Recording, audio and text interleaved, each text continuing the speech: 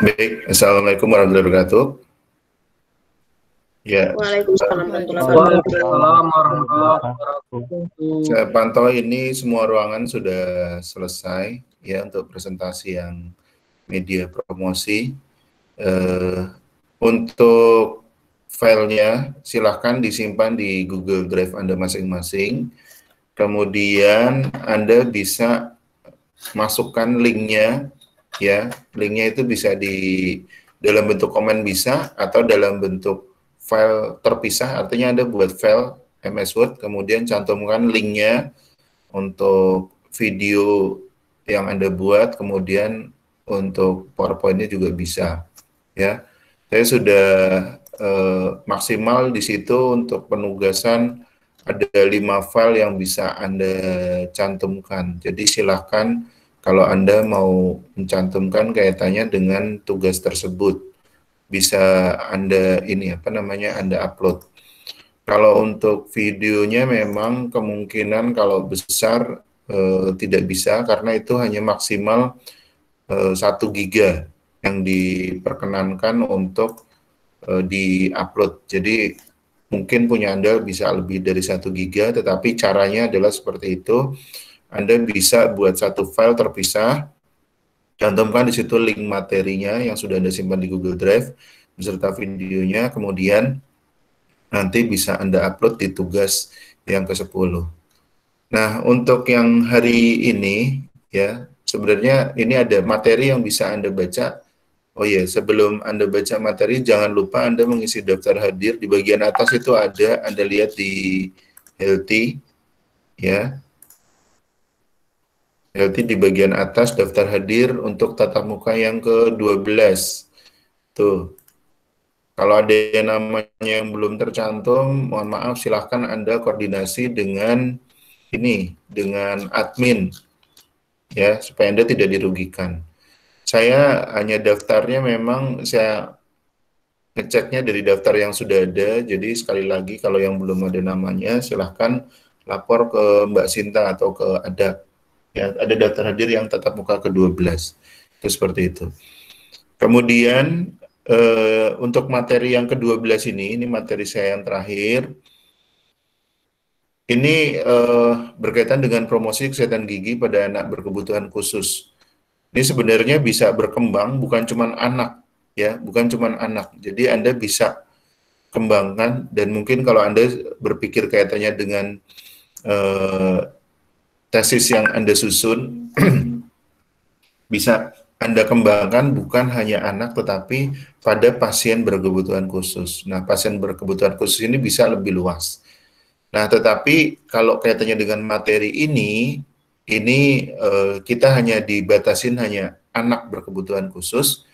Nah, berkaitan dengan anak berkebutuhan khusus ini nanti ada 2 materi yang sebaiknya Anda baca, yaitu tentang cacat dan versus normal. Artinya ini yang sudah tertanam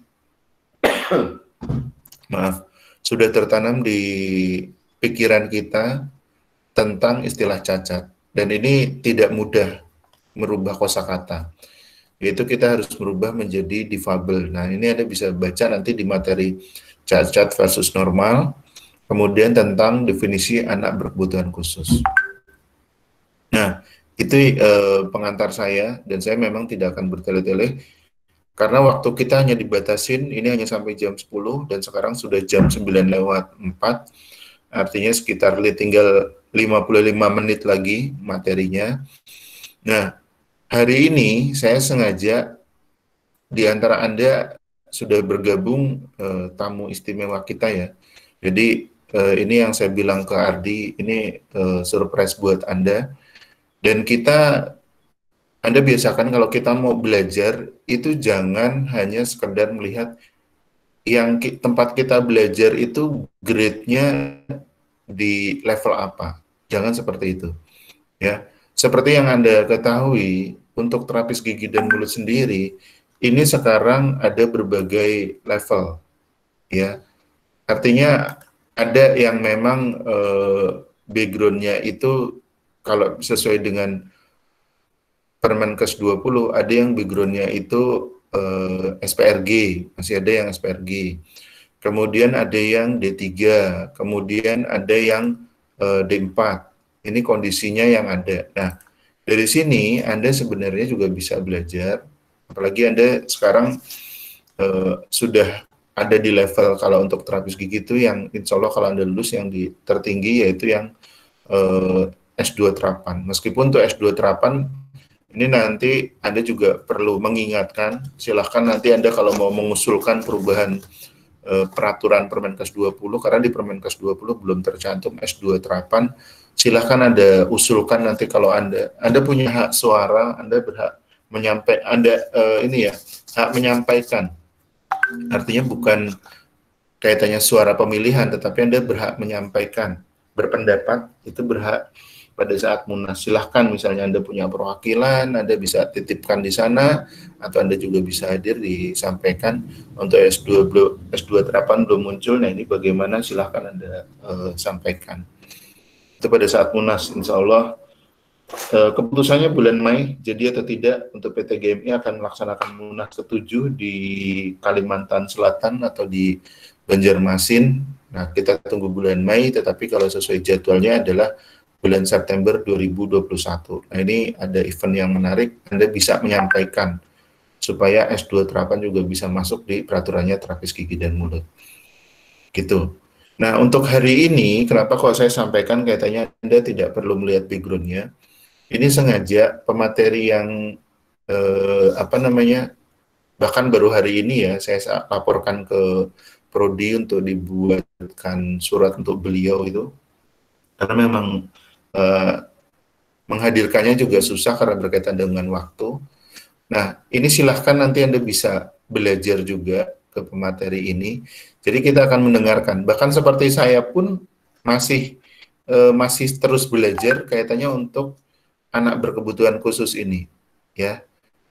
Jujur kalau untuk penyuluhan ke anak berkebutuhan khusus ini memang memerlukan effort atau sumber daya yang luar biasa. Nah, hari ini kita akan belajar Mbak Ratna Puspita. Nah, Mbak Ratna Puspita, silakan menyapa Mbak, mic-nya dibuka, kameranya silakan dibuka juga Mbak Ratna Puspita. Halo, Mbak Ratna Puspita.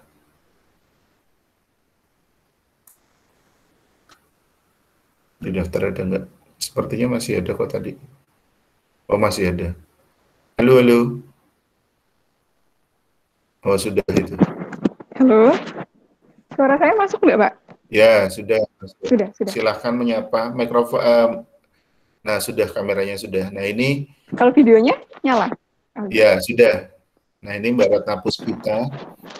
Mbak Ratna ini sehari-hari bekerjanya di SLB Negeri Kota Semarang, ya. Dan saya sengaja menghadirkan. Halo, Assalamualaikum. Waalaikumsalam. Waalaikumsalam warahmatullahi wabarakatuh. Ini. Jadi saya perkenalkan Mbak Ratna Puspita ini sehari-hari bekerja di SLB Negeri Kota Semarang. Ya. Memang ketemunya sasarannya adalah peserta didiknya difabel. Nah, hari ini saya minta Mbak Ratna ini share pengalaman, dan nanti Anda silahkan, karena memang waktunya kita akan fokus ke sini sampai jam 10. Itu seperti itu. Silahkan Mbak Ratna Puspita. Nah, untuk mungkin kalau belum terbiasa pakai Google Meet, itu di tampilannya Mbak Ratna bisa lihat ada Present Now. Ya. Kemudian pilih saja yang Your Entire Screen. Oh iya, jangan lupa untuk kalau nampilkan PowerPoint-nya diaktifkan dulu. Kemudian pilih Present Now, Your Entire Screen. Nah, itu ada layarnya dipilih dulu, sehingga nanti kalau udah dipilih, tulisan share-nya jadi biru. Nah, itu tinggal diklik share. Kalau sudah, buka PowerPoint-nya, dan nanti dengan bisa presentasi. Abaikan aja kalau tampilannya tidak terlihat, jadi PD aja.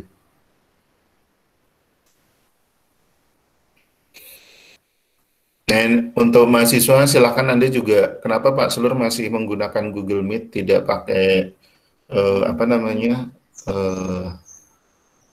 Zoom? Ya, seperti yang Anda ketahui, saya mau ngirit kuota Anda, jadi Google Meet lebih irit daripada pakai Zoom. Kemudian saya bisa kontrol, artinya saya bisa merekam juga. Nah, nanti Anda juga bisa, termasuk nanti Anda mengomentari atau memberikan komen ya, berkaitan dengan tugas presentasi, besok akan saya sampaikan. Mbak Ratna sudah bisa share screen-nya? Sambil kita tunggu. Ya, sambil nunggu Mbak Ratna, Ini sudah muncul belum ya, Pak? belum, proses mungkin. Present now, your entire screen, kemudian Belum. Kalau ini? belum, klik share, sudah di-share? Belum. Oh iya, belum. Sudah. Present now, kemudian your entire screen, Lagi ya. kemudian pilih layarnya, baru share. Saya biasanya pakai Zoom, jadi agak Ya, bingung. ya nggak apa-apa. Ini sebenarnya kalau misalnya buat orang tua siswa, sebenarnya pakai Google Meet itu keuntungannya itu tadi Mbak Ratna. Jadi kuota yang digunakan tuh lebih ngirit dibandingkan Zoom. Memang kalau dibandingkan Zoom itu ya lebih mudah, lebih nyaman, tapi sebenarnya biayanya lebih mahal. Nah, seringkali kita tidak mengidentifikasi sampai seperti itu, ya Pak. Lebih simpel gitu ya Pak? Iya, karena terbiasa aja. Semester depan mungkin saya akan biasakan lagi nanti pakai Microsoft Teams, itu seperti itu. Jadi memang selalu terbaru terus, biar beda-beda terus. Sudah bisa Mbak Ratna? Ya, sambil nunggu Mbak Ratna, saya sampaikan lagi, nanti tugas Anda yang berikutnya, komentarnya saya akan minta setiap mahasiswa ini itu... udah tak klik Pak Sulur. Hah? Ya? Sudah? Sebenarnya sudah tak klik, tapi kok tidak muncul ya? Ini yang bukan yang yang window, tapi yang entire screen. Sudah? Coba tak stop sharing dulu ya, saya ulangi. Saya stop sharing dulu. Ulangi.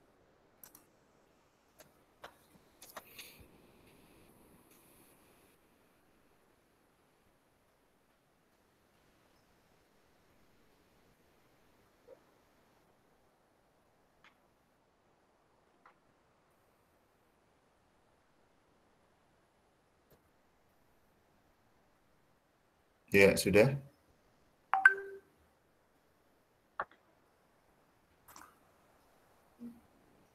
Belum bisa, Pak. Yang present now sudah, your entire screen.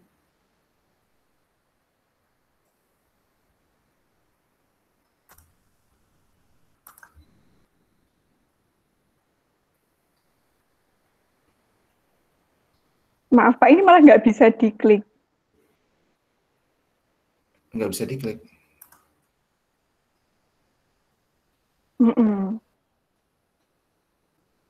Ini coba diulangin tahapannya. Yang present now-nya sudah.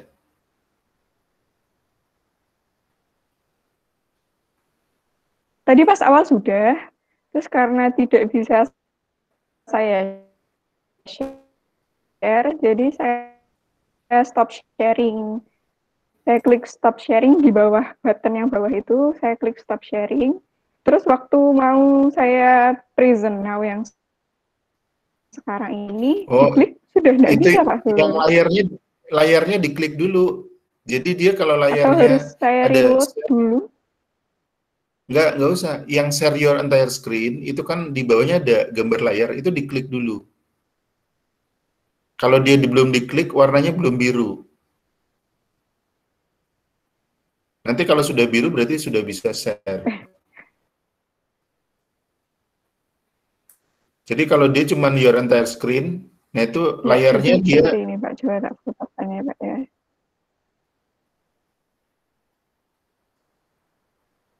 Share-nya belum aktif kalau belum diklik. Jadi yang di bawahnya tulisan share your entire itu diklik dulu, kemudian baru share, baru diaktif.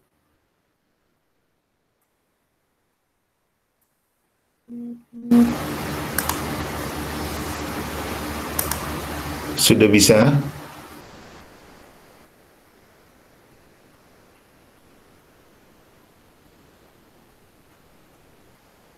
Maaf Pak, belum bisa. Pak Sudir, mohon maaf, minta tolong cek WhatsApp-nya. WhatsApp. Sebentar, saya WhatsApp-nya kalau kayak gini saya nonaktifkan. Nggih, nggih.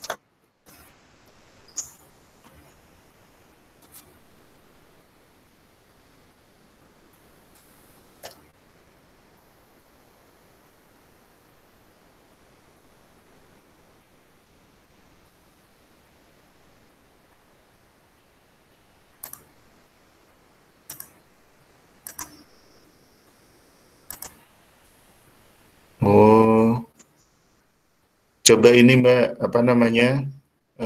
Sekarang ini itu masih aktif ya? Ya, itu tidak bisa diklik Pak, jadi saya nggak bisa ngeklik Yes, ya share sudah, oke. ini. Coba ini reload, Masih. di close dulu, kemudian nanti login lagi. Gak apa-apa, kami tunggu, nggak apa-apa. Nanti reload lagi. Keluar dulu, kemudian nanti masuk Oh lagi. iya Pak, iya Pak.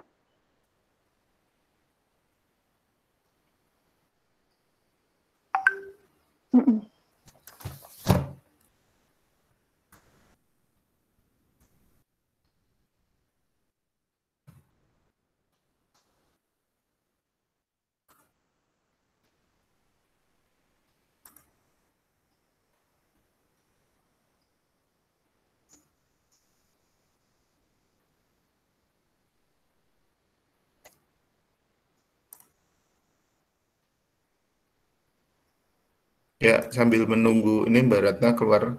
Jadi saya ulangin ini untuk yang tugas Anda. Jadi nanti Anda bisa lihat tampilan wajah Anda lagi pada saat Anda presentasi. Nah, saya berharapnya nanti Anda bisa lakukan ini kalau misalnya kaitannya dengan latihan presentasi. Kelihatannya sederhana, tetapi tidak ada salahnya coba Anda lakukan. Ya, jadi pas wajah Anda pas presentasi gimana, pakai perangkat itu bagaimana, nah itu bisa Anda lihat. Termasuk nanti kalau ada waktu-waktu yang kelihatannya sederhana, yang agak jadi molor, jadi waktunya itu jadi apa ya, jadi kosong begitu karena menunggu. Nah ini Anda bisa lihat. Nah ini tugasnya ini tadi ya, saya balik. Coba nomor 15. Oh enggak, oke. Ya enggak ketemu. Nomor 1 nanti kasih komen ke yang peserta nomor urut 43. Makanya saya minta Anda harus nyebutkan supaya nanti buat cross check. Itu seperti itu kaitannya dengan di daftar hadir. Nomor 2 komen yang nomor 42, nomor 3 yang 41 dan seterusnya. Ini sengaja saya balik. Ya, sehingga nanti nggak akan ketemu ini.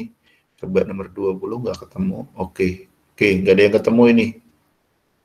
9, oke, nggak ada yang ketemu. Ya, nanti dibalik yang nomor 43 kasih komen yang nomor 1, itu seperti itu. Anda bisa lihat nanti apa namanya, silahkan habis ini gimana caranya mencari itu ada di video keberapa. Insya Allah siang ini sedang berproses, nanti akan saya upload di link untuk paparan materinya. Nah itu Anda bisa lihat dari situ. Ya, kalau Anda mau klik comment share itu terserah Anda, saya tidak pernah maksakan. Salah satunya Anda juga bisa melihat kalau ngirit kaitannya untuk presentasi, kuotanya caranya seperti itu. Jadi kalau misalnya upload termasuk di Healthy tidak bisa, ya itu cara yang dilakukan supaya tetap bisa dilihat oleh ini dosen ataupun yang memberikan penilaian. Ya Mbak Ratna sudah gabung lagi belum?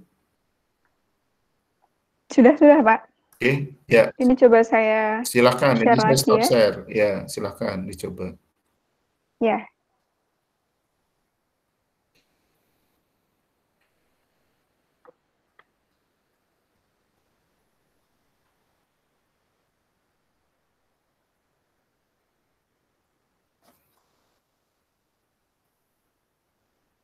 Sudah muncul belum ya, Pak?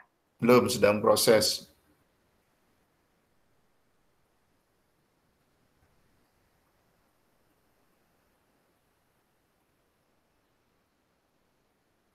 Nah, ya sudah Mbak.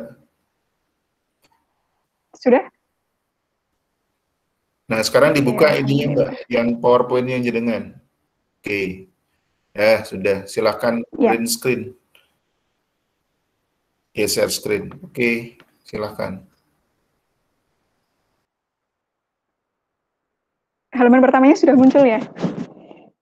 Sudah Mbak, silakan. Sudah. Ya, alhamdulillah.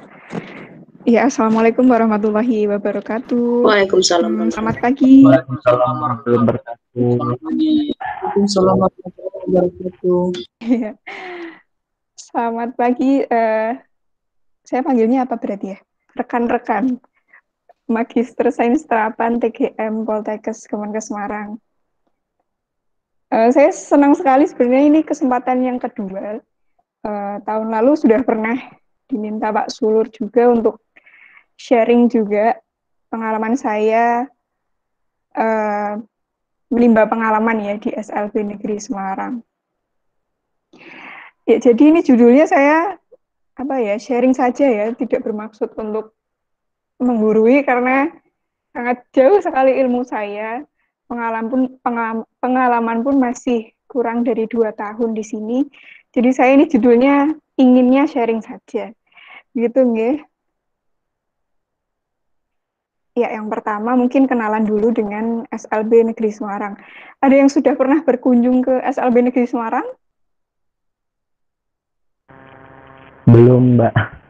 Oh, belum. Ini SLB Negeri Semarang ini familiar sekali ya dengan jurusan keperawatan gigi Poltekkes Kemenkes Semarang. Karena harusnya yang pernah merasakan D3 atau D4 di Poltekkes tentunya sudah pernah berkunjung ke situ. Ya, letaknya ini ada di Jalan Elang Raya, nomor 2, Mangunharjo, Kecamatan Tembalang, Kota Semarang. Itu biasanya lewatnya kalau dari Tembalang, turun Sigar Bencah, nanti Meteseh, lurus terus ke arah Java Mall. Itu nanti di kiri jalan ada SLB Negeri Semarang. Nah, di SLB ini terdaftar ada 551 siswa yang masuk ke dalam data Dapodik. Ya. Dan di SLB ini adalah sekolah satu atap. Nah, artinya ada SD, SMP, SMA itu jadi satu gedung. Nah, ini terdiri dari ada ketunaan A, B, C, dan D. Apa itu? Nanti saya jelaskan di slide berikutnya aja. Nah, istilah ABK atau anak berkebutuhan khusus.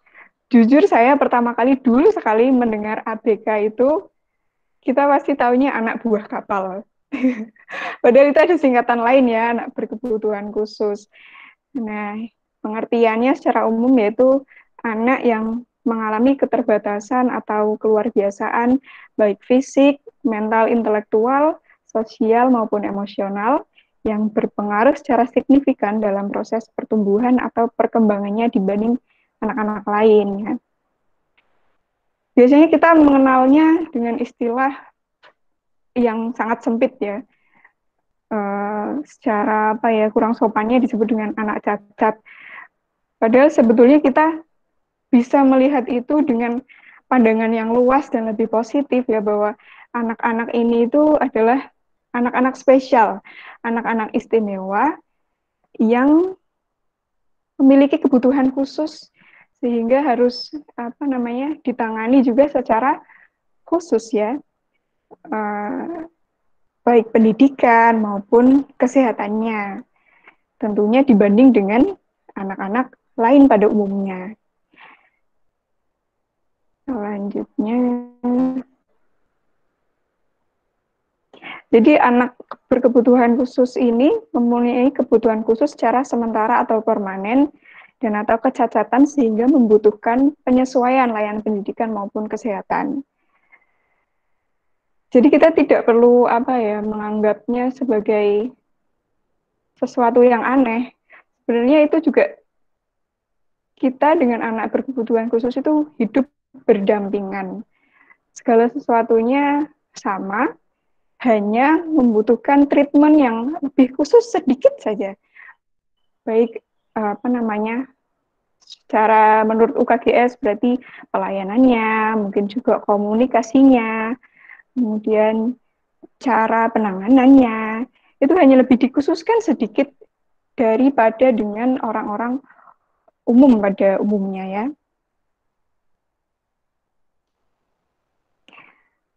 Nah, kalau di SLB ini tadi saya sebutkan ada ketunaan A, B, C, dan D.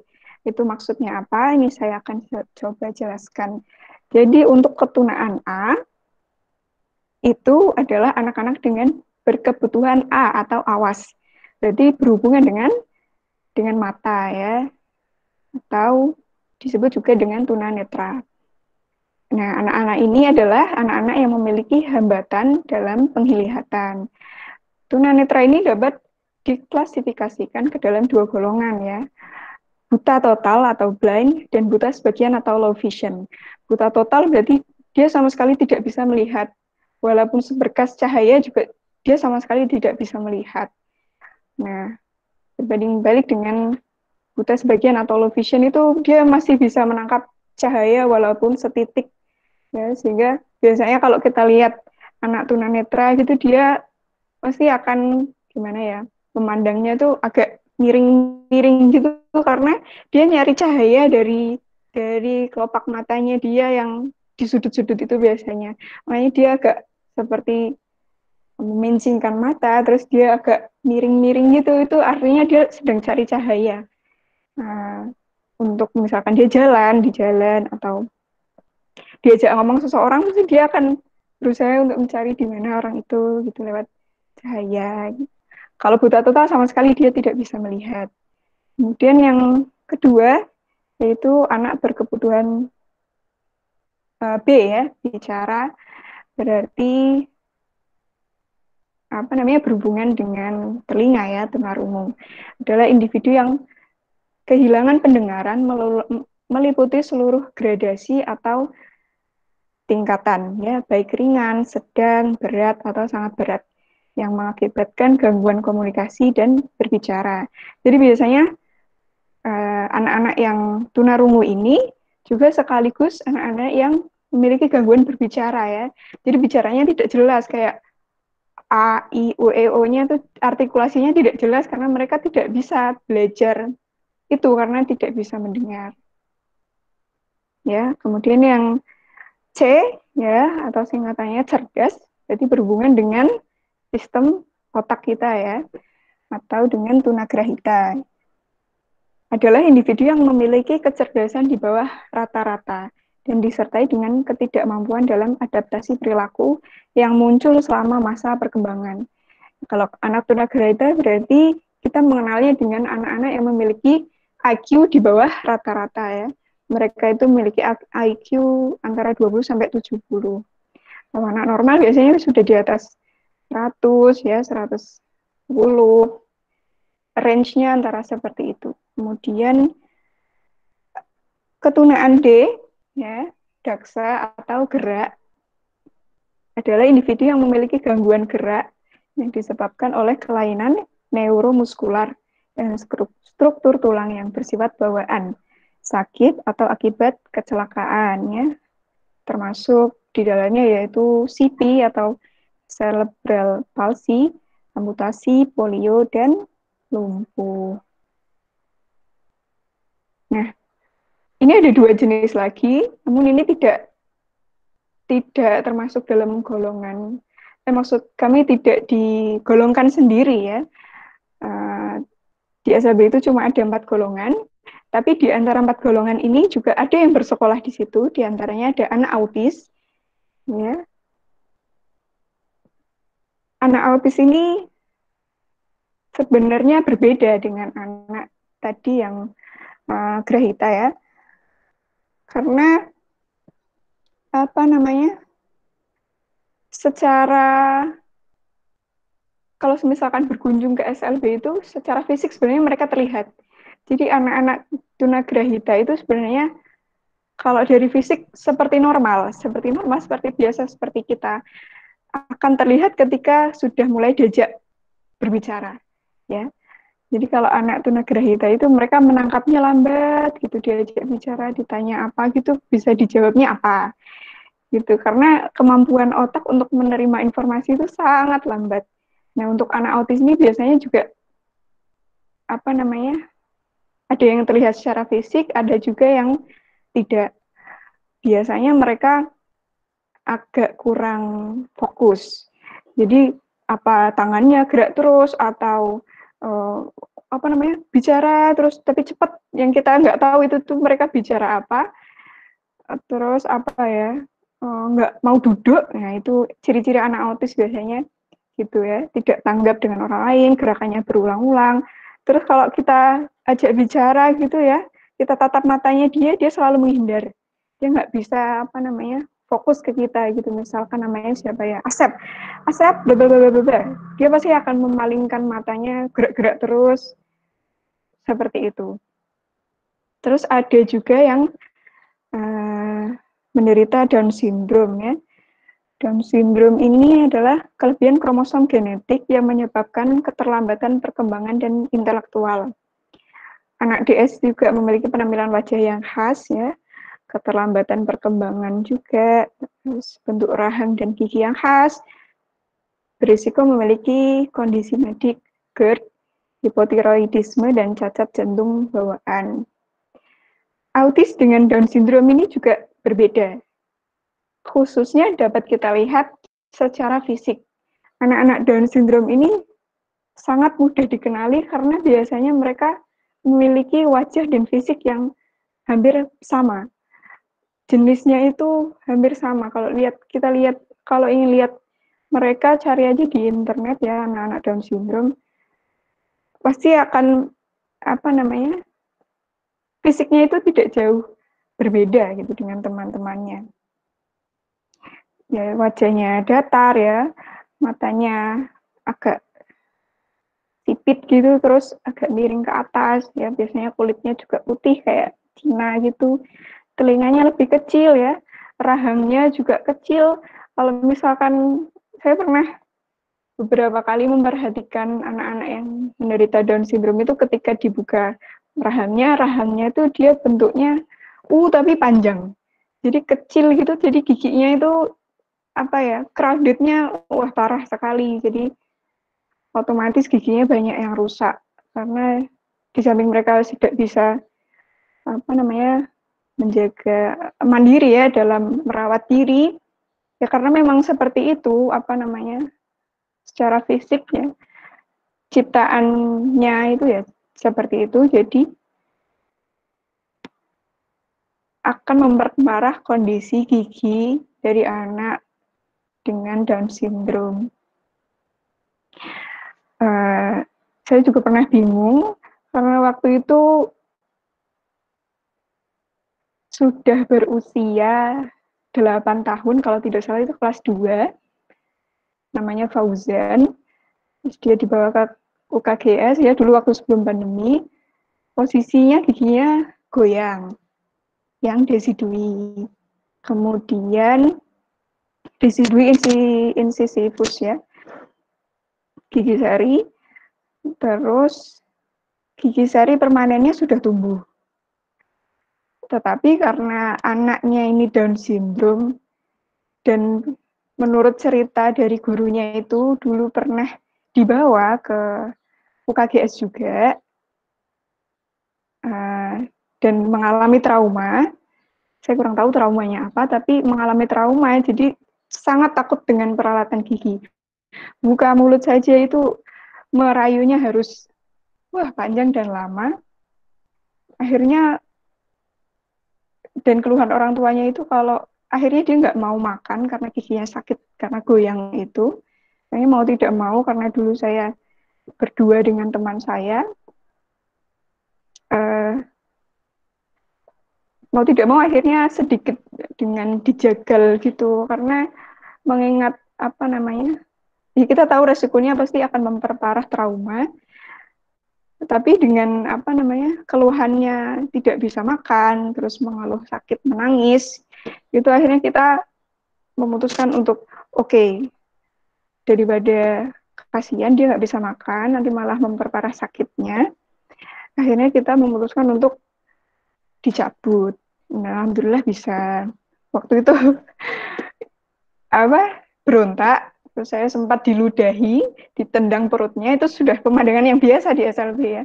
Karena memang anak-anak ini sangat takut dengan klinik gigi.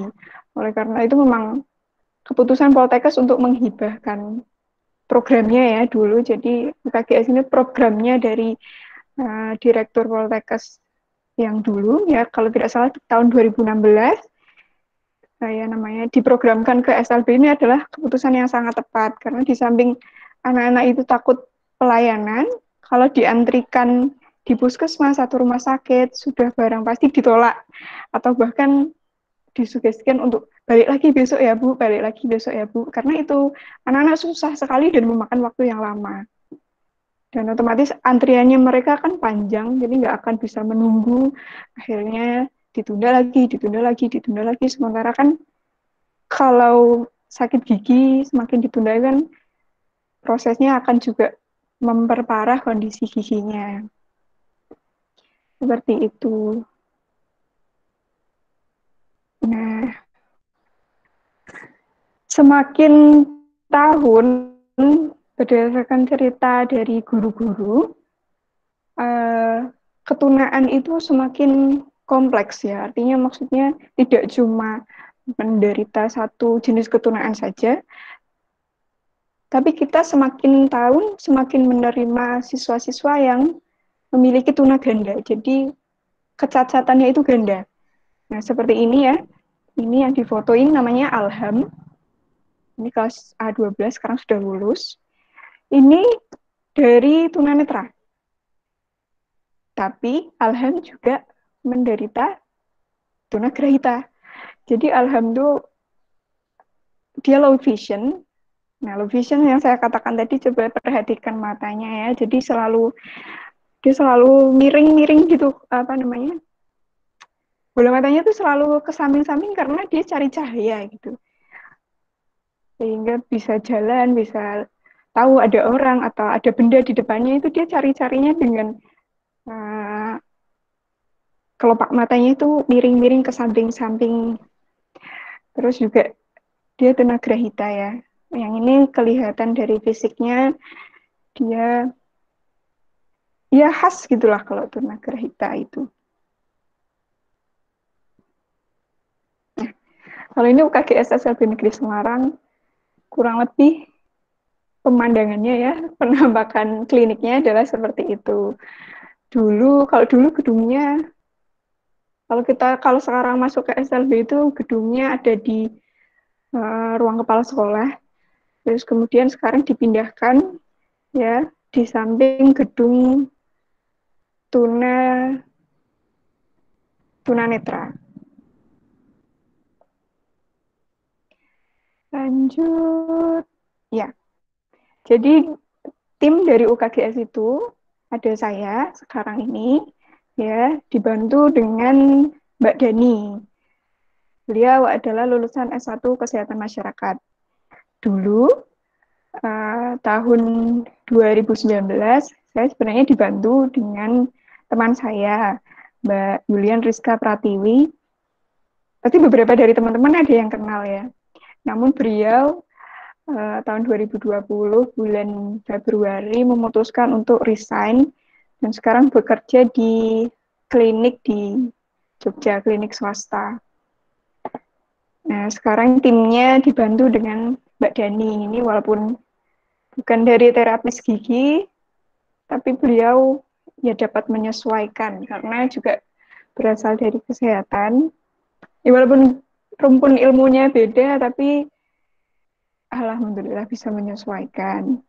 Dulu memang bukan diplotkan untuk ke UKGS, tapi karena keadaan jadinya dimasukkan ke dalam tim membaur.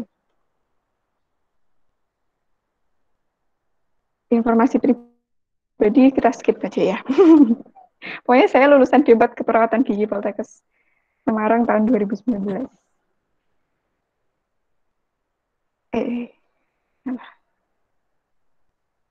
Oke, tujuan dari UKGS tentunya ada tujuan umum ya, tercapainya derajat kesehatan gigi dan mulut peserta didik yang optimal. Kemudian tujuan khususnya tentu lebih spesifik lagi ya, meningkatkan pengetahuan, sikap, dan tindakan, terus peran serta guru, dokter kecil ya. Jadi di SLB ini juga sudah mulai terbentuk ekstrakurikuler ya, jadi ada dokter kecil dan palang merah remaja, kemudian ada juga paskib, ya dulu jadi waktu upacara itu mereka juga jadi ini ya apa namanya petugasnya, jadi ada pembawa protokolnya, kemudian pengibar benderanya, pemimpin upacaranya, pemimpin barisannya juga berasal dari mereka sendiri. Jadi dulu seru gitu sebelum pandemi. Selanjutnya ada unsur pokok. Ya, ini sharing tentang unsur pokok yang ada di UKGS SLB Negeri Semarang itu meliputi adanya pelaksanaan, pembiayaan, pencatatan, dan pelaporan. Nah, kalau di pelaksanaan itu kita secara administrasi ada jadwal pemeriksaan, kemudian ada jadwal tindakan, jadwal kegiatan tentatif. Jadwal kegiatan tentatif itu tematik ya, artinya kalau misalkan ada mahasiswa yang datang kemudian ingin mengadakan penelitian ya yang besar gitu, terus mungkin dari himpunan mahasiswa mengadakan acara bakti sosial atau apa itu masuk ke dalam kegiatan tentatif. Kemudian kita ada pembiayaan ya. Pembiayaan itu dari dana sekolah, ada Banbel, bantuan belajar, dan dana BOS. Kemudian ada penghasilan dari pasien umum. Pasien umum itu berarti dari luar siswa. Guru, karyawan, orang tua murid itu termasuk ke dalam pasien umum. Kemudian ada pencatatan dan pelaporan ya.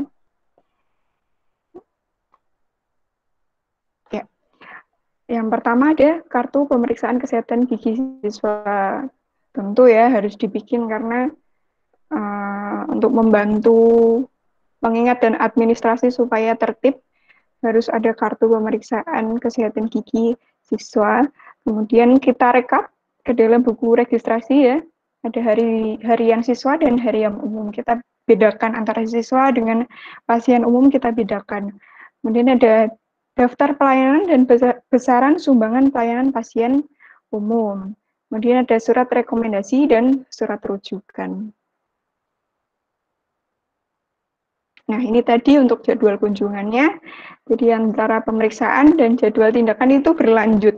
Jadi kita bikin jadwal pemeriksaan dulu ya per kelas. Ya, per jenjang juga. Kemudian setelah selesai semua, ya screeningnya dilanjutkan dengan jadwal tindakan. Yang tentunya pelaksanaan ini sangat-sangat fleksibel ya, karena dulu acara di SLB itu padat banyak gitu, antara kegiatan belajar mengajar, terus kemudian tentatif ya banyak sekali. Dulu dikunjungi oleh mahasiswa maupun perusahaan-perusahaan ya. Gojek juga dulu pernah melakukan bakti sosial di SLB. Saya juga baru tahu ada Gojek gitu. Seru sekali dulu. Jadi ada, dan gigi ini selalu diikutkan karena memang apa namanya, alhamdulillah sudah agak terkenal ya UKGS di SLB Negeri Semarang ini. Jadi selalu ada kegiatan ya, khususnya kalau kesehatan itu pasti ada sikat gigi massal gitu, sehingga UKGS selalu dilibatkan di dalamnya. Kemudian ada pembiayaannya, ini tadi Banbel dan dana BOS. Kemudian orang tua tidak dibebankan iuran. Saya pernah sharing ya dengan teman saya yang alhamdulillah sekarang juga masih kerja di Al-Azhar Tirto Agung, namanya Mbak Mairil. Terus program di situ kan memang sudah baik dan berjalan sangat sistematis ya, dan memang tiap tahun ajaran baru mungkin orang tua siswa itu ditarik ya, iuran untuk pelaksanaan operasional daripada UKGS yang ada di sana. Nah, berbeda dengan program yang ada di SLB ini, kebijakan dari kepala sekolah membebaskan biaya iuran untuk orang tua siswa. Jadi untuk pelayanan dan apapun itu yang berhubungan siswa itu gratis. Jangankan UKGS ya, untuk seperti kegiatan belajar mengajar, seragam mereka, buku mereka juga disubsidi oleh pemerintah. Begitu khususnya anak-anak spesial ini ya, jadi memang treatmentnya juga sangat spesial. Kemudian dari penghasilan dari pasien umum itu tadi kita bagi-bagi ya, alokasikan 30% ke koperasi, 30% operator, artinya ke saya dan teman saya, terus 20% itu operasional ya, untuk beli alat bahan, mengganti kalau habis, kemudian 20%-nya untuk kas. Ini berdasarkan kebijakan dari kepala sekolah. Kemudian untuk pencatatan dan pelaporannya, seperti ini, bentuknya kartu pemeriksaan kesehatan gigi, sederhana dan hampir sama seperti yang ada di kampus ya, karena memang saya juga merujuknya dari JKG, saya melihat dari JKG, terus akhirnya saya buat inovasi ini per lembar satu anak. Ya. Dan kita bedakan untuk SD itu HVS merah, SMP itu biru, dan kuning itu SMA. Dulu waktu screening, awal-awal sekali saya masuk SLB, saya juga masih bingung. Bingungnya mencari gigi indeks OHIS. Karena gigi mereka itu, apa ya, kalau dilihat itu membingungkan. Kita bisa saja tertipu dengan bentuk giginya. Dikira gigi M1, padahal itu gigi apa gitu. Akhirnya kita harus benar-benar jeli, padahal mereka itu kalau buka mulut itu sebentar. Jadi misalkan Asep tadi ya, ayo Asep buka mulut, gitu toh. Nggak mau lama-lama, apalagi duduk di kursinya itu, untuk bisa duduk di situ, kadang harus merayu-rayu. Kayak, ayo nggak apa-apa, ini kursinya bisa naik turun loh, ini seru loh, bisa bubuk, bisa berdiri, seru deh, seru-seru gitu, harus dirayu-rayu gitu. Apalagi anak-anak yang SD itu biasanya juga harus pelan, ramai gitu. Dan khusus untuk anak-anak autis atau Down syndrome itu biasanya saya request sendiri ke gurunya untuk, ayo Bu, ini orang tuanya diajak aja ke dalam. Kadang juga yang bisa merayu orang tuanya, kita udah berusaha semaksimal mungkin, tapi tetap tidak bisa, terus akhirnya biasanya kita andalannya, orang tuanya mana ya Bu, minta tolong dipanggil, kita ajak bareng. Eman-eman sudah sampai ke sini, terus nggak kita periksa, itu eman-eman nanti nggak tahu kondisi giginya seperti apa. Gitu, ini untuk pencatatan dan pelaporan.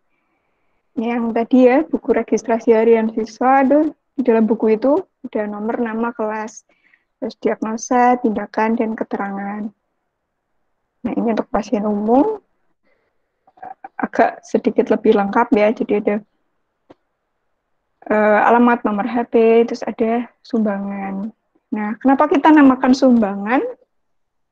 Ini sebenarnya ide saya dan tim beserta kepala sekolah. Karena judulnya, karena lingkup UKGS ini di dunia pendidikan, jadi semuanya ini dalam koridor kita belajar. Kita belajar untuk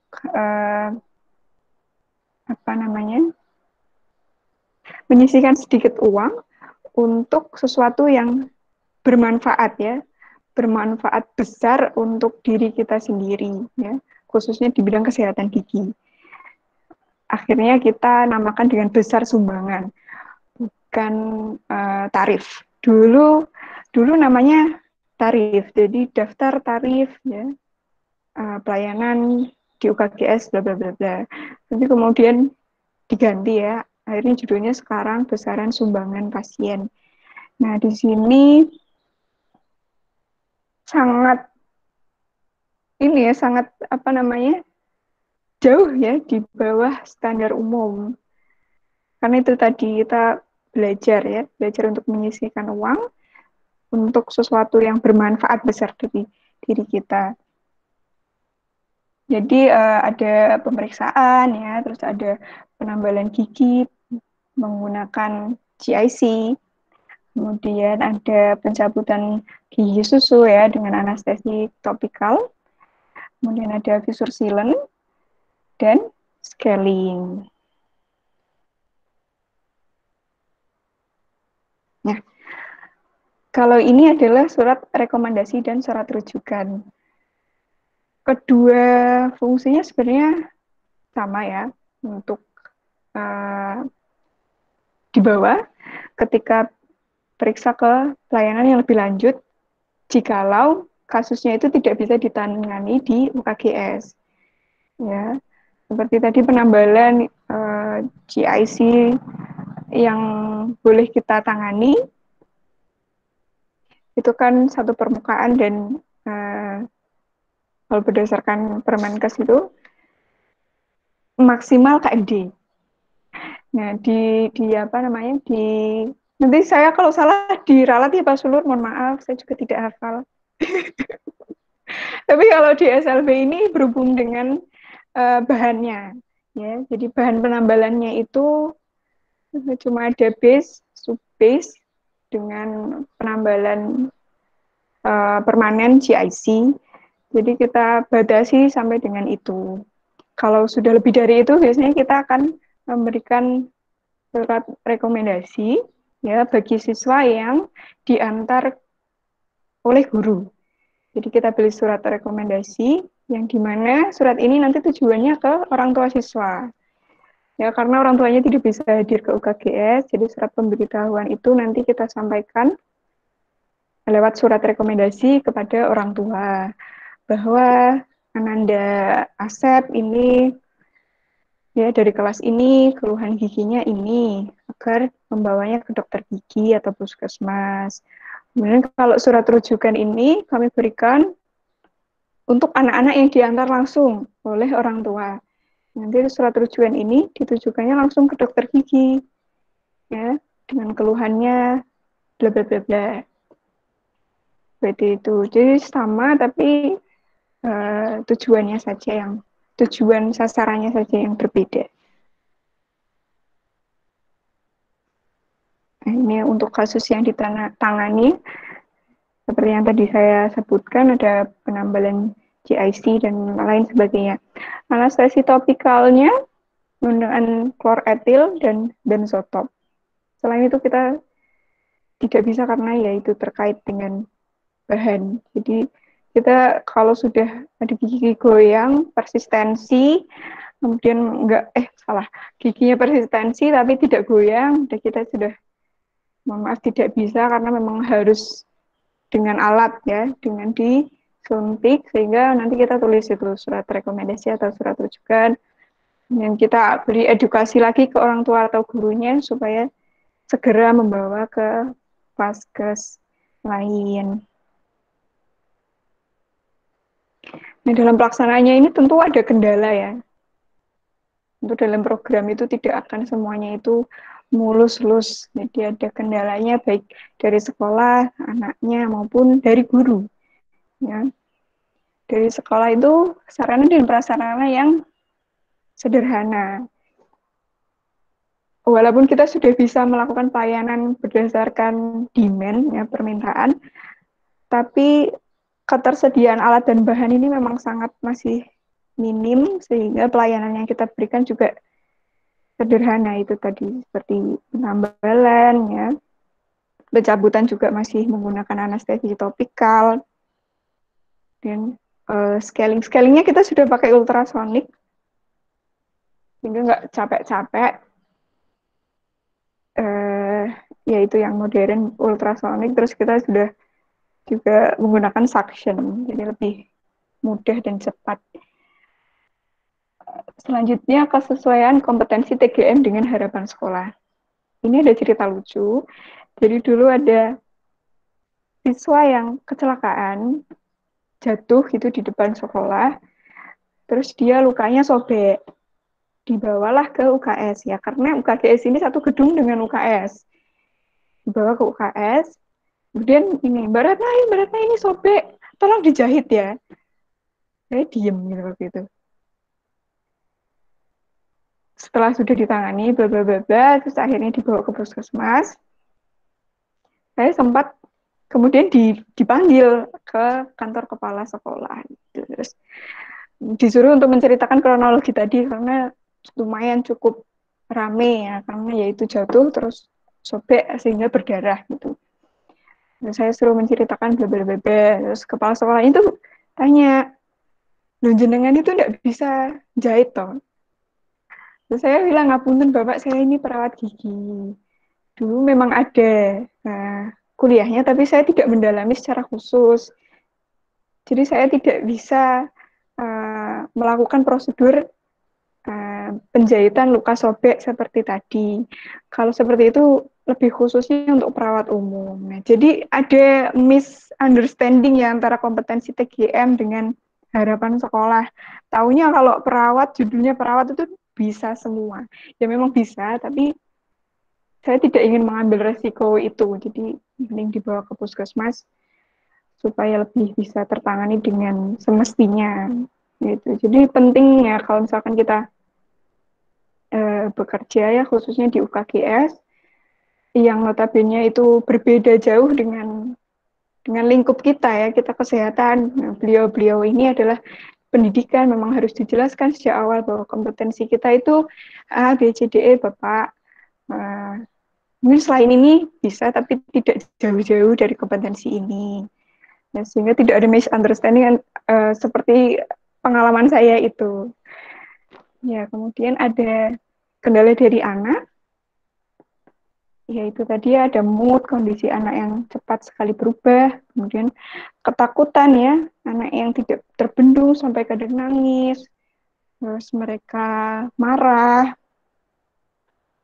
itu bisa terjadi. Kemudian tidak patuh dengan instruksi kita ya, seperti itu tadi buka mulut, ayo buka mulutnya, ini mau diperiksa, bukanya cuma A, langsung ditutup lagi. Kalau seperti itu, kita biasanya pengenalan dulu. Kita cairkan suasana dengan pengenalan alat-alat, pengenalan ruangan, gitu, supaya mereka agak lebih terbiasa dulu, terus nyaman dengan kita. Akhirnya terjadi hubungan antara kita dengan anak-anak ya, sudah timbul kepercayaan. Terus akhirnya mereka percaya nih, oh aku nggak akan diapa-apain. Biasanya mereka takut ya, dikira mau dicabut giginya langsung atau mau disuntik gitu biasanya. Atau teman-temannya ya, yang udah SMA itu kan biasanya jahil-jahil. Wah disuntik nih, gitu-gitu. Jadi yang jahil-jahil gini kita keluarin dulu. Udah kalian keluar dulu, nanti kalau udah saatnya kita panggil lagi. Kalau udah SMA mereka penalarannya lebih tinggi daripada anak-anak SMP atau SD. Dan mereka mau keluar, nanti dipanggil masuk lagi gitu. Terus selanjutnya kurangnya kemampuan berkomunikasi antara anak dan petugas UKGS. Nah, kalau ini khusus untuk anak tunarungu. Jujur waktu kuliah sama sekali tidak mendapatkan materi bagaimana itu disindo, kemudian bagaimana itu bahasa isyarat. Seingat saya sepertinya tidak ada pelajaran itu. Kalaupun ada, dulu itu penanganan untuk anak berkebutuhan khusus itu ya meliputi bagaimana kita promosi kesehatan, terus demonstrasi sikat gigi gitu-gitu. Kita tidak diajari bagaimana bisindo itu dan bagaimana bahasa isyarat. Jadi waktu saya masuk ke situ, mak betunduk dihadapkan dengan anak-anak yang mereka bicaranya udah pakai isyarat gitu, pakai tangan. Terus saya dan teman saya ngomong apa gitu. Kita bisik-bisik karena nggak tahu mereka ngomong apa. Terus alhasil kita usul ke kepala sekolah bahwa khusus untuk tunarungu ini kita mohon maaf tidak bisa ditinggal. Entah itu bu guru atau orang tuanya mohon untuk menemani karena untuk penerjemah itu awal-awal. Terus sudah pertengahan, terus agak akhir, akhirnya kita tahu, oh mereka maunya ini, oh mereka maunya itu, gitu. Terus juga kalau misalkan di sekolah ya, di sekolah itu di kelas, mereka juga tetap diajar dengan bahasa isyarat, tapi yang dilafalkan dengan mulut. Tapi dengan pelafalan yang jelas, gitu. Misalkan kita memperkenalkan diri ya, nama saya. Jadi pelafalan atau kita membuka mulut itu jelas, terus agak lebar, mereka akan mengerti apa yang kita bicarakan. Nah, berbeda ketika mereka sudah bicara dengan teman sendiri, itu mereka biasanya pakai isyarat itu tadi dengan gerakan tangan atau apapun itu dengan isyarat mereka sendiri. Tapi kalau sudah masuk kelas dengan gurunya memang diajari untuk mengerti ya, mengerti apa yang diucapkan dengan mulut. Karena ketika mereka terjun di masyarakat kan tidak akan sama seperti saya dulu ya, mungkin tidak akan paham apa yang mereka bicarakan.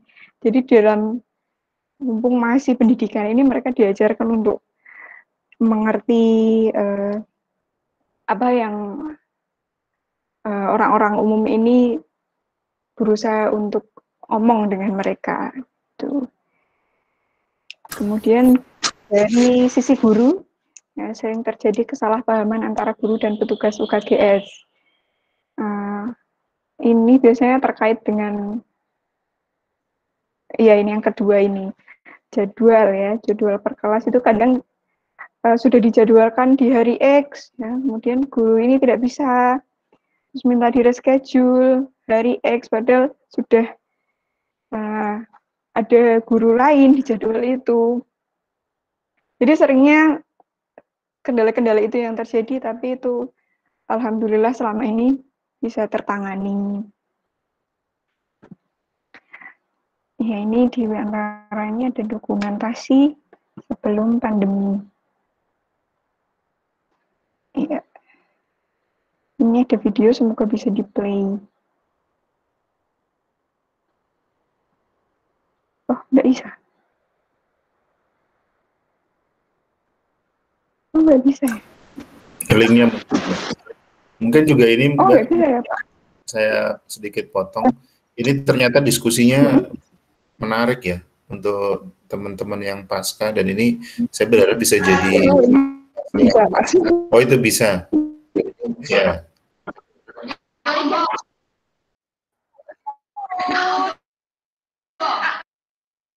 Ayo coba Tapi ini miring, Pak, maaf. Saya nggak bisa apa namanya gitu. Nah, jadi seperti itu. Dia bahkan nggak mau di dental chat, dia mau sekali buka mulut seperti itu. Jadi memang tentangannya ya seperti itu. Itu kebetulan itu namanya Iqbal ya. Dia kelas C, berarti tunagrahita, kelas 2 SD. Pada saat itu dia pertama kali berkunjung ke UKGS ya. Dia dengan ada peralatan di situ, dia takut, terus langsung nggak mau duduk di situ, maunya duduk di bed yang biasa buat tidur anak-anak di UKS, maunya di situ, terus nggak mau sama sekali menggunakan alat. Aku mau buka mulut sendiri, dia bilang kayak gitu. Tapi ya itu ditutup sekali, ditutup. Kan nggak bisa kalau kita lihat giginya, paling di depan tempat itu gigi seri, di belakangnya sama sekali tidak terlihat. Ya, karena maksimalnya bisanya segitu ya, dan untuk pertama kali juga berkunjung ke UKGS, takutnya timbul trauma, jadi waktu itu perkenalan. Tapi akhirnya si Iqbal ini bisa berkunjung lagi kedua kalinya untuk yang tindakan. Ya, karena orang tuanya melaporkan bahwa ada gigi yang goyang, akhirnya dia mau duduk di dental chair dengan tentunya proses yang sangat tambahan.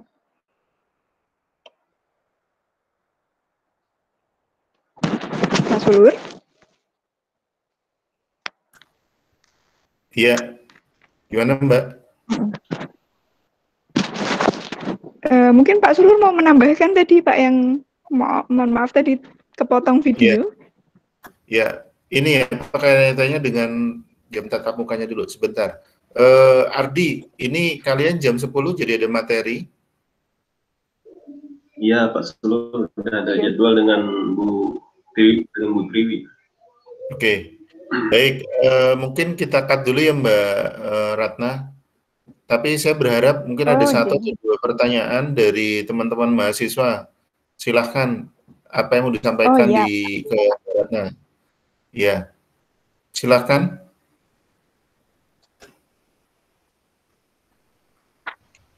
Izin bertanya Mbak Rana. Oke, dari siapa nih Bu? Tim ya? Bu Tim Smarni. Ya, silahkan Bu. Saya Tim Smarni, Mbak Ratna ingin bertanya, selama kegiatan UKGS di SLB ini, kita kan udah mengetahui bagaimana anak yang ini tadi, yang Down syndrome tadi, itu kan mereka sangat, kalau seandainya kita melakukan pelayanan kesehatan gigi atau perawatan gigi pada anak tersebut, mereka akan meronta atau nendang seperti kata Ibu tadi, karena saya ada pengalaman juga di klinik gigi gitu. Nah, itu berapa lama selama kegiatan UKGS, berapa lama anak tersebut bisa kooperatif untuk di bagian pelayanan kesehatan gigi dan mulut atau di dalam perawatan giginya? Terima kasih. Ya, langsung saja Mbak. Ibu. Oh iya. Kalau di UKGS SLB Negeri Semarang ini, kebetulan jadwalnya ini kan satu kelas ya Bu. Nah, itu kan satu kelas itu biasanya terdiri dari 5-8 anak. Nah, urutannya berdasarkan urutan nama. Biasanya nanti akan terlihat, misalkan tadi di Iqbal ini adalah urutan kedua. Nah, misalkan ini susah nih. Nah, nanti kita geser dulu. Geser ganti dengan anak yang berani dulu. Ya, kita tanya ke gurunya, Bu, kira-kira anak yang berani di sini siapa ya gitu. Terus misalkan si X kita periksa dulu ya. Jadi si Iqbal ini yang susah ini bisa lihat si X, bahwa si X ini pas diperiksa tidak apa-apa dan memang tidak diapa-apain, jadi cuma diperiksa gitu. Nanti ketika sudah lihat contohnya teman-temannya yang baik-baik saja ya, gembira, diperiksa itu malah ketawa gitu ya, dia akan timbul perasaan, oh jadi nggak diapa-apain. Nah nanti ketika sudah gilirannya dia, nanti kita bisa bandingkan, duh tadi temanmu yang ini juga nggak apa-apa loh, ini cuma diperiksa giginya. Biasanya mereka akan luluh, terus akhirnya manut ke kita. Seperti itu Bu. Untuk lamanya ya tergantung kondisi anaknya bagaimana. Seperti itu Bu. Terima kasih Mbak. Oke, baik. Sami-sami. Izin bertanya Pak Sulur. Oke, silakan. Saya Dinda mau bertanya ke Mbak Ratna. Jadi kan Mbak Ratna tadi udah jelasin tipe ABK ya Mbak dari A sampai D. Berdasarkan pengalaman Mbak Ratna mengatasi anak ABK dalam hal kesehatan gigi dan mulut, manakah yang berdasarkan fakta di lapangan tuh kecemasan anak ABK yang paling tinggi dalam hal tentang perawatan kesehatan gigi dan mulut itu Mbak. Oke, ya. Kecemasan ini berarti takut ya? Entah itu takut ya, atau tidak mau, seperti itu? Iya. Oh iya. Kalau dari berdasarkan pengalaman saya ya, kalau dari urutannya itu yang paling mudah tentu Yang paling manut sekali anaknya, manut-manut itu adalah tunadaksa. Tunadaksa itu memang anaknya manut-manut sekali, terus diajak komunikasi juga enak gitu ya. Terus selanjutnya itu paling mudah kedua itu tuna netra ya, dari ketunaan A.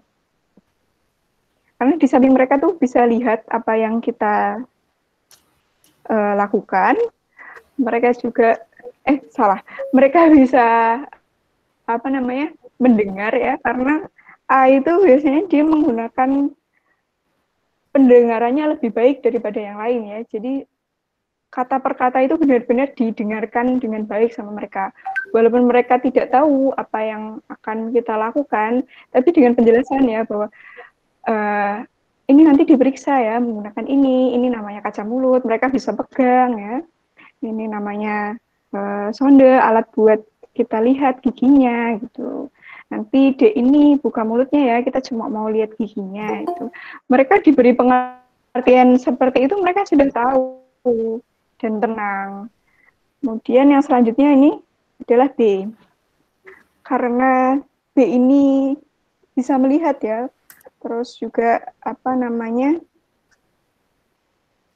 mereka tidak bisa mendengar jelas apa yang kita jelaskan, jadi mereka agak bertanya-tanya, kayak misalkan kita mau scaling, alatnya kan pakai agak tajam gitu ya, mereka bertanya-tanya kayak kaget gitu, oh, mau diapa ini gitu. Terus kita harus contohin ya, kita bur dulu di di kaca mulut, kita tes dulu, nanti ini keluar airnya gitu. Mereka tahu kalau air, terus airnya itu dingin nggak panas gitu, dijelasin kayak gitu. Tapi tingkat kecemasannya lebih tinggi dibanding A dan D tadi.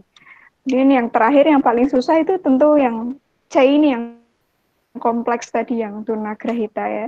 Jadi ada tunagrahita, terus ada juga autis, ada Down syndrome di situ yang sungguh sangat kompleks dan lebih istimewa dibanding dengan ketunaan yang lain.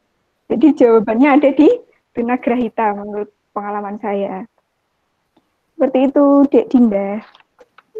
Oh iya, Mbak Ratna, terima kasih. Oke, ada lagi? Saya nggak. Saya Pak, itu mau tanya, boleh? Ada dua nih. Ya. Ada Firdaus sama Yayu. Sama-sama. Siapa duluan nih? Yayu dulu. Oh, Yayu dulu. Ya, silakan singkat saja. Singkat aja ini Pak Sugeng. Mbak Ratna mau tanya, kalau anak retardasi mental itu juga termasuk ke anak apa? Iya. Itu aja sih Mbak. Retardasi mental.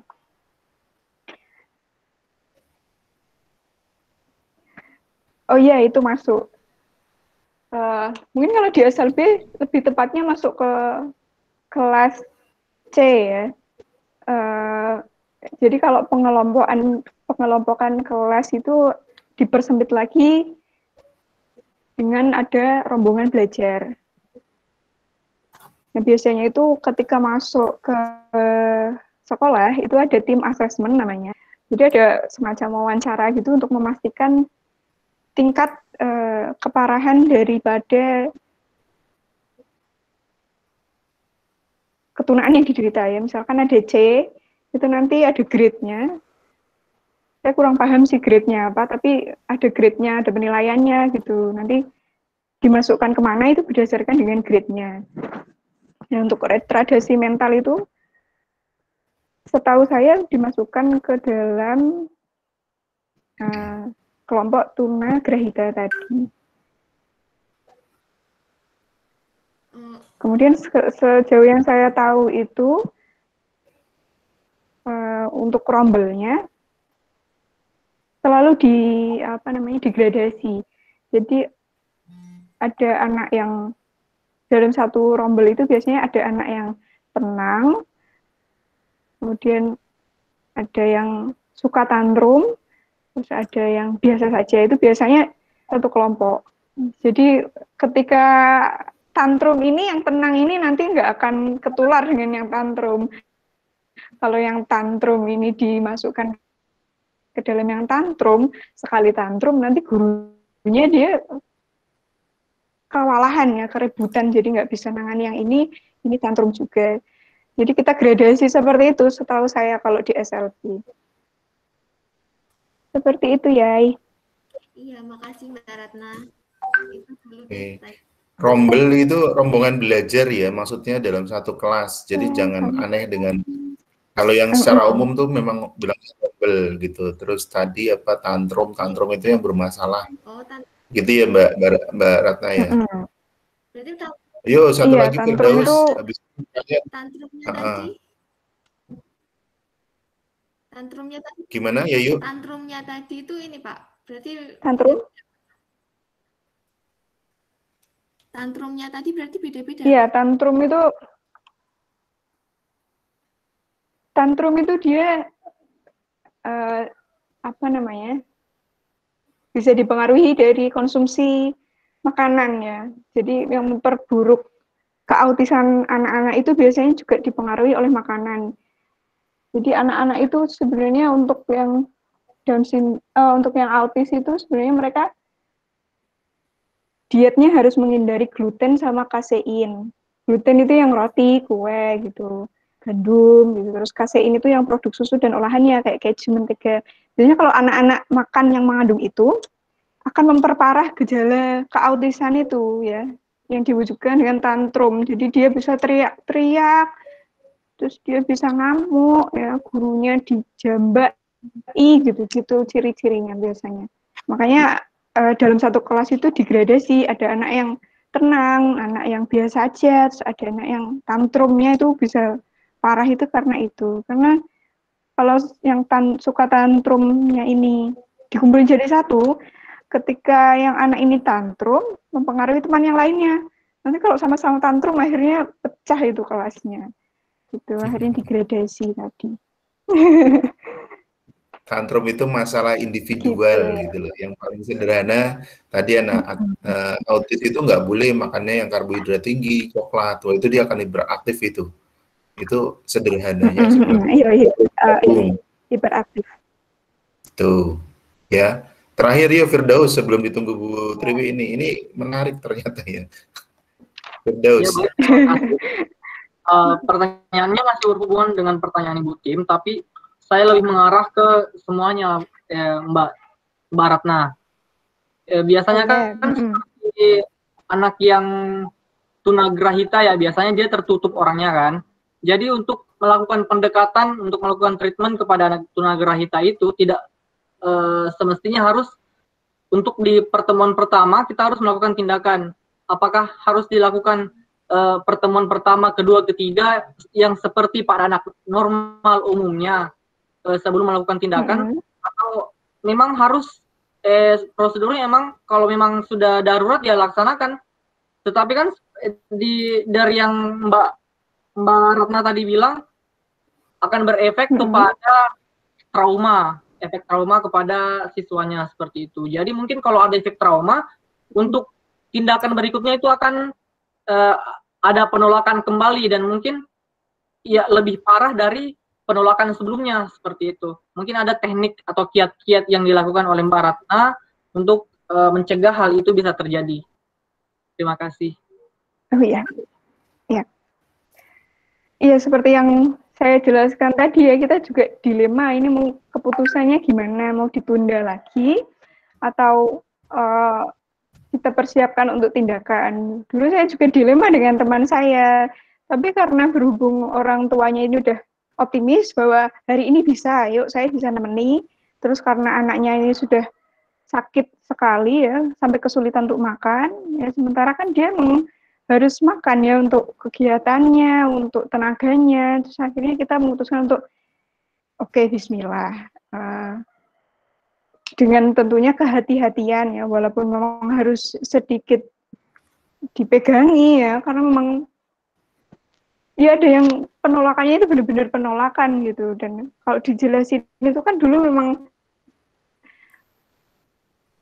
ini kan dari tahun 2016 UKGS-nya, berarti kan saya masuk 2019 kan sudah ada 2017, 18, dan kasusnya masih sama, dia nggak mau terus gitu loh. Terus akhirnya kita putuskan untuk yuk Bismillah kita tangani.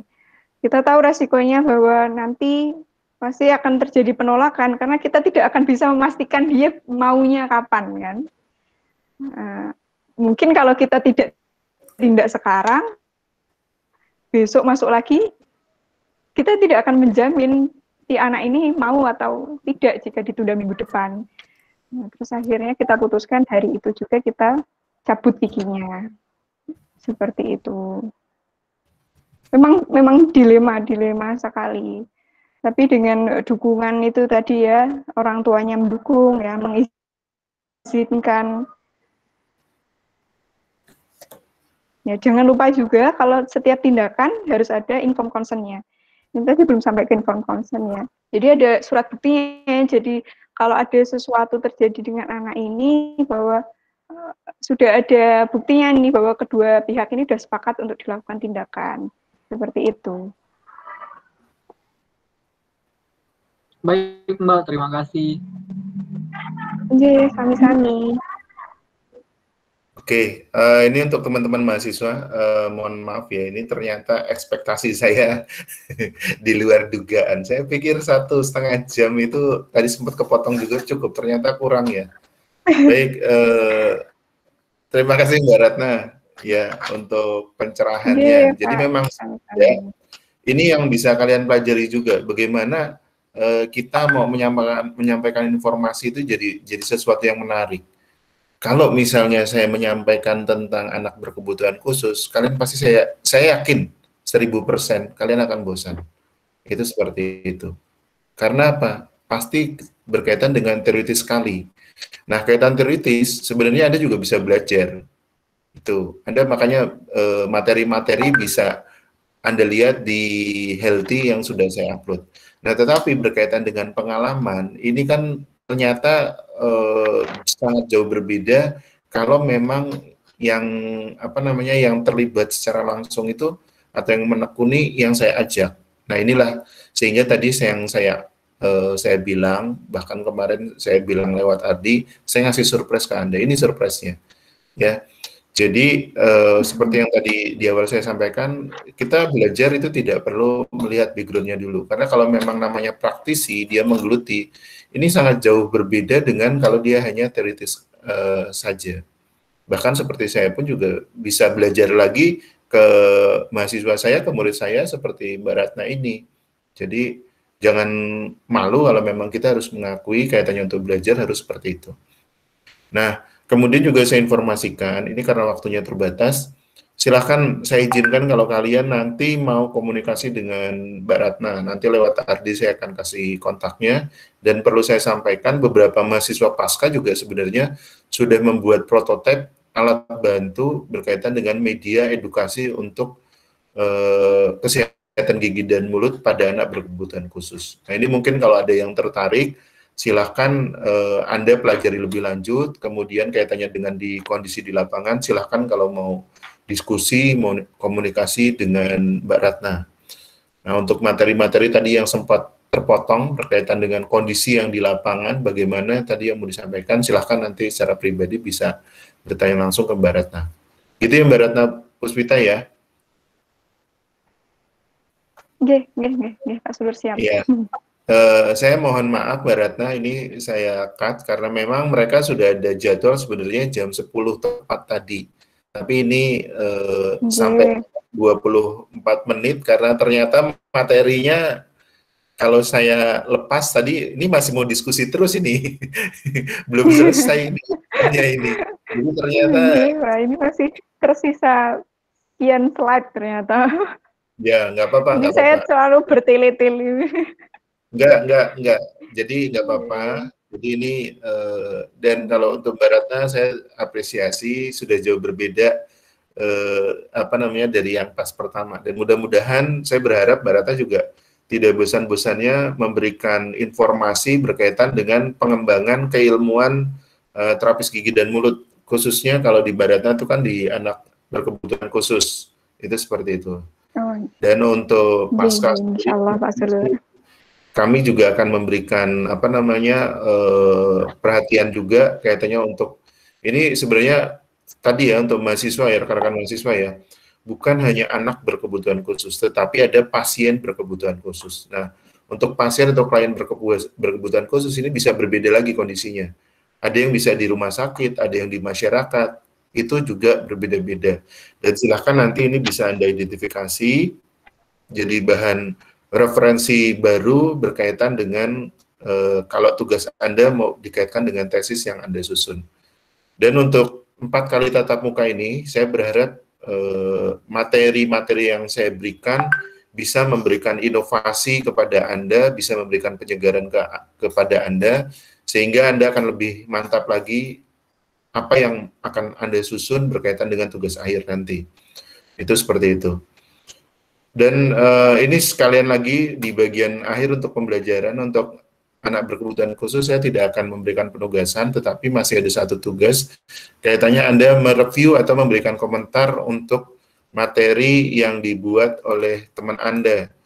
Nah, ini nanti akan saya kirimkan lewat Ardi, ya. Ini contohnya secara singkat saya sampaikan seperti ini. Jadi tadi saya sudah secara singkat sampaikan. Nanti Anda akan ngasih komentar nih di bagian akhir. Ini contohnya saya akan buat seperti ini. Jadi nomor 1 nanti ngasih komentar di media yang dibuat oleh nomor 43 dan seterusnya. Nah, itu Anda cukup tidak usah banyak-banyak, bisa 250 kata aja sudah bagus ya komentar ini. Jadi nanti silahkan dilihat. Ini sementara untuk videonya sedang saya download, sudah selesai sampai ruang ke-6. Jadi nunggu 2 ruangan lagi, nanti saya upload. Insya Allah sore atau nanti malam silahkan Anda cek di Healthy. Seperti itu yang bisa saya sampaikan. Dan terima kasih atas perhatian kalian selama 4 kali tatap muka. Terima kasih Mbak Ratna yang sudah mendukung untuk materi kali ini, dan saya berharap ini bisa memberikan inovasi kepada Anda semua. Saya akhiri, atau ada closing statement mau sampaikan Mbak Ratna, silakan. Apa ya Pak? Ya silakan untuk kasih motivasi teman-teman TGM yang pasca ini. Iya, semoga tadi apa ya?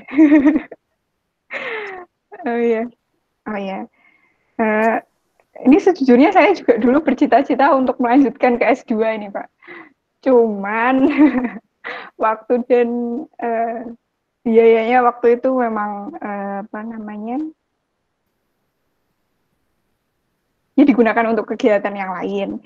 Jadi berbahagialah teman-teman yang bisa mencicipi perkuliahan S2. Semangat ya. Semoga bisa menyelesaikan perkuliahannya tepat waktu.